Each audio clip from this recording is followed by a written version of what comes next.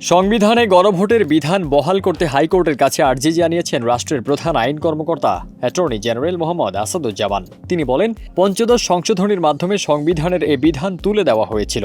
আমরা গণভোটের এই বিধানটি বহাল চাই।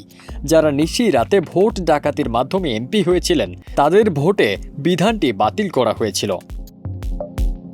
13 নভেম্বর হাইকোর্টের বিচারপতি ফারা মাহবুব ও বিচারপতি দেবাশিস রায়চৌধুরীর সমন্বয়ে গঠিত বেঞ্চের শুনানিতে অ্যাটর্নি জেনারেল এও বলেন, সংবিধানের 7 খ অনুচ্ছেদের মাধ্যমে গণতন্ত্রকে হত্যা করা হয়েছে। সংবিধানের মূলনীতি গণতন্ত্র, সমাজতন্ত্র নয়। আমরা সমাজতন্ত্র বাদ যাচ্ছি। শেখ মুজিবুর রহমানের অবদানকে কেউ অস্বীকার করে না। জাতির পিতা নিয়ে সিরিয়াস বিতর্ক আছে। দেশ স্বাধীন হওয়ার পর তৈরি করা সংবিধানে জাতির পিতা ছিল না। এটি পঞ্চদশ সংশোধনীতে এমনভাবে জোর করে ঢোকানো হয়েছে যে তার বিরুদ্ধে কথা বললেই রাষ্ট্রদ্রোহ হবে। তিনি বলেন, সংবিধানের 6 অনুচ্ছেদ বাতিল চাচ্ছি।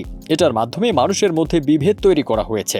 বিশ্বের কোনো দেশে ভাষা দিয়ে জাতিসত্তা নির্ধারণ করা হয় না।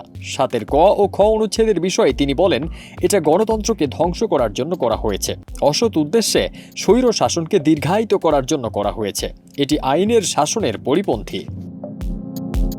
অ্যাটর্নি জেনারেল শুনানিতে আরও বলেন, তত্ত্বাবধায়ক সরকার বাতিলে বাংলাদেশের মানুষের হৃদয়ে রক্তক্ষরণ হয়েছে, মৌলিক অধিকার ধ্বংস করা হয়েছে। কেন পঞ্চদশ সংশোধনী অসাংবিধানিক ঘোষণা করা হবে না?